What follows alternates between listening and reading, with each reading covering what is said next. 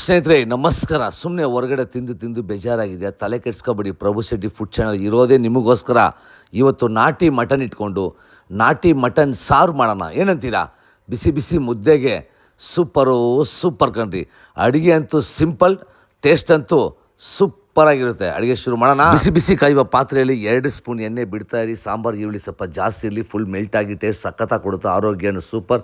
ಸ್ವಲ್ಪ ಹಸಿಮೆಣಸಿನ್ಕಾಯಿ, ಸ್ವಲ್ಪ ಟೊಮೊಟೊ, ಅಷ್ಟು ಎಣ್ಣೆಯಲ್ಲಿ ಚೆನ್ನಾಗಿ ಫ್ರೈ ಮಾಡಿ. ನಾಟಿ ಮಟನ್ ಕುಕ್ಕರಲ್ಲಿ ಬೇಯಿಸ್ಕೊಳ್ಳೋಗಿಂತ ಖಂಡಿತವಾಗ್ಲೂ ಪಾತ್ರೆಯಲ್ಲಿ ಮಾಡಿ ಟೇಸ್ಟ್ ಸಖತ್ತಾಗಿ ಕೊಡುತ್ತೆ. ಆದರೆ ಮಟನ್ ಪೀಸಸ್ ಚಿಕ್ಕದಾಗಿ ಹೊಡೆಸ್ಕೊಳ್ಳಿ, ಟೇಸ್ಟು ಸೂಪರಾಗಿರುತ್ತೆ.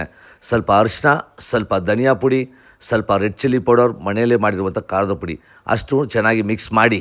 ಒಂದು ಮಿಕ್ಸಿ ಜಾರಲ್ಲಿ ಚಕ್ಕೆ, ಲವಂಗ, ಕಾಳುಮೆಣಸು, ಶುಂಠಿ, ಬೆಳ್ಳುಳ್ಳಿ, ಸಾಂಬಾರು ಈರುಳ್ಳಿ ಪೇಸ್ಟಾಗಿ ರುಬ್ಬಿ ಅದನ್ನು ಆ್ಯಡ್ ಮಾಡಿ ಮಟನ್ ಜೊತೆಲಿ ಹಾಕಿ ಮಿಕ್ಸ್ ಮಾಡಿ. ಮಿಕ್ಸ್ ಆದಮೇಲೆ ಸ್ವಲ್ಪ ನೀರು ಹಾಕಿ ರುಚಿಗೆ ಎಷ್ಟಬೇಕಷ್ಟು ಉಪ್ಪು ಹಾಕಿ ಮಿನಿಮಮ್ 20 ನಿಮಿಷ ಬೇಯಿಸ್ಕೊಳ್ಳಿ. ತೆಂಗಿನ ತುರಿ ಪೇಸ್ಟಾಗಿ ರುಬ್ಬಿ ಅದನ್ನು ಆ್ಯಡ್ ಮಾಡಿ, ಫೈನಲ್ ಟಚ್ ಕೊತ್ತಂಬರಿ ಸೊಪ್ಪು ಹಾಕಿ ಸ್ಟವ್ ಮುಂದೆ ನಿಂತಿರುವಾಗ ಲವ್ವಿಂದ ಕುಕ್ ಮಾಡಿ. ಸುಮಾರಾಗಿರೋ ಅಡುಗೆನೂ ಸೂಪರಾಗಿರುತ್ತೆ. ತಿನ್ಕೊಳ್ಳಿ, ಮಜಾ ಮಾಡ್ಕೊಳ್ಳಿ ಸ್ನೇಹಿತರೆ.